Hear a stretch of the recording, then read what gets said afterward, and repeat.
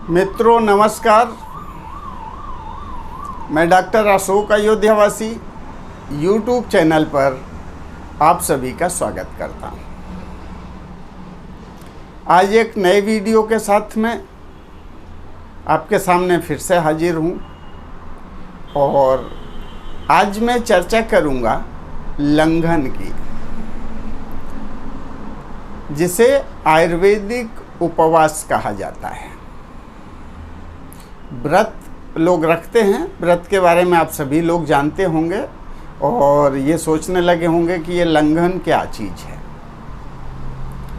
तो व्रत धार्मिक क्रिया के रूप में लोग करते हैं और उसी व्रत को जब आयुर्वेदिक दृष्टि से देखा जाता है तो वो लंघन हो जाता है। लंघन को अब मतलब है कि आप या तो खाना नहीं खाएंगे या फिर लघु आहार के रूप में लेंगे। ये ध्यान रखिए, ये डाइटिंग नहीं है। अंग्रेजी में जो लोग डाइटिंग बोलते हैं कि हम खाने को कंट्रोल कर रहे हैं, भूख लगी है तो भी नहीं खा रहे हैं, डाइटिंग करते हैं कुछ लोग वज़न घटाने के लिए, तो ये अंग्रेजी का डाइटिंग नहीं है। इसे आयुर्वेद में उपवास को लंघन कहा जाता है। लंघन और डाइटिंग में बड़ा फर्क है। और पंचकर्म के बारे में सभी लोग जानते होंगे और पंचकर्म के लिए जो लोग जाते हैं उनका उद्देश्य होता है शरीर शोधन। शरीर में जो दूषित पदार्थ इकट्ठा हो गया है, अंग्रेजी में कहें कि टॉक्सिन इकट्ठा हो गया है, तो शरीर के डिटॉक्सिफिकेशन के लिए, यानी शरीर से विजातीय तत्व, दूषित तत्वों की मात्रा कम करने के लिए या बाहर निकाल करके शरीर शुद्धिकरण के लिए पंचकर्म में जाते हैं। तो वहाँ बहुत सारी क्रियाएं होती हैं और बहुत अच्छी पद्धति है, लेकिन हर व्यक्ति पंचकर्म के लिए नहीं जा सकता प्राकृतिक चिकित्सा केंद्रों में। तो आप घर पर रह करके अपने शरीर को डिटॉक्स कर सकते हैं। शरीर में जो टॉक्सिन इकट्ठा हुआ है उसे बाहर निकाल सकते हैं और उसके लिए बहुत आसान सी क्रिया है जिसको उपवास बोलते हैं। अब उपवास किसको नहीं करना चाहिए ये समझ लें। जो बच्चे हैं या बुजुर्ग हो गए हैं, शारीरिक क्षमता नहीं है कि एक दिन तक बिना खाए रह सकते हैं, तो उनको उपवास नहीं करना चाहिए। अगर ज़बरदस्ती उपवास करने की कोशिश करेंगे तो शरीर कमज़ोर होगा। कुछ लोग बोलते हैं कि जब हम खाना नहीं खाते हैं तो शरीर में एसिड बनता है, एसिडिटी हो जाती है। तो एसिडिटी होगी, वो काम है शरीर का एसिड बनाने का, आवश्यक भी है।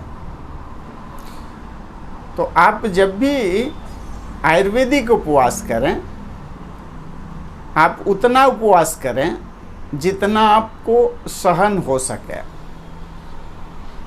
अगर बहुत तेज भूख लग रही है, आप सहन नहीं कर पा रहे हैं, तो आप छोटा आहार ले लें। और अगर आप कुछ भी नहीं लेते हैं, आपकी इच्छा नहीं होती है, आप सहन कर पा रहे हैं, तो भी मैं कहूँगा कि आप पानी पीते रहें।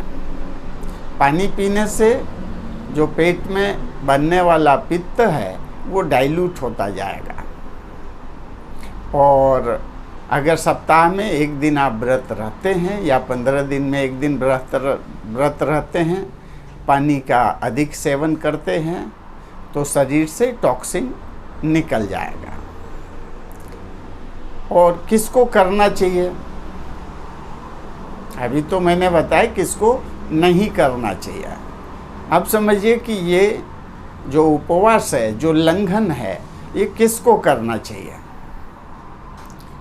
तो जो स्वस्थ है, वैसा आपको महसूस होता है कि शरीर में टॉक्सिन बढ़ गया है, पाचन क्रिया बिगड़ गई है, खट्टी डकार या एसिड ज़्यादा बन रहा है शरीर में, खट्टी डकार आ रही है, गैस बन रही है, तो आपको उपवास करना चाहिए।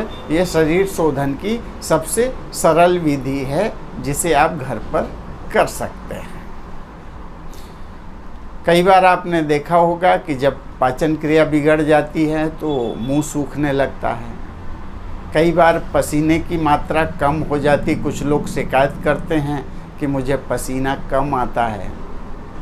कुछ लोग कब्ज की शिकायत करते हैं। तो जिनको इस प्रकार की शिकायत है, जिनका हाजमा बिगड़ गया है, जिनका पेट नहीं साफ होता है, जिनको पसीना कम आता है, जिनको बार बार बुखार आता है, जिनकी इम्यूनिटी कम हो गई है, ऐसे लोगों को लंघन करना चाहिए। तो अगर सप्ताह में 1 दिन या 15 दिन में 1 दिन आप लंघन करते हैं तो आपका शरीर डिटॉक्सिफाई होता रहेगा, शरीर से विजातीय तत्व निकलते रहेंगे और शरीर शुद्ध हो जाएगा। और आप इसमें अगर दिन भर भूखे न रह सकें तो जितनी देर आप टाल सकें, जैसे सुबह आपने मंजन किया और कुछ नहीं खाया, और जब समय समय पर प्यास लगी तो आप पानी पीते रहें। अगर आपको शाम होते होते भूख लगने लगे या दोपहर बाद तेज भूख लगे तो आप हल्का भोजन अवश्य करें, क्योंकि लंघन तो इसीलिए कर रहे हैं ना कि आपकी अग्नि बढ़े, आपकी पाचन क्रिया अच्छी हो, आपको ठीक प्रकार से भूख लगे।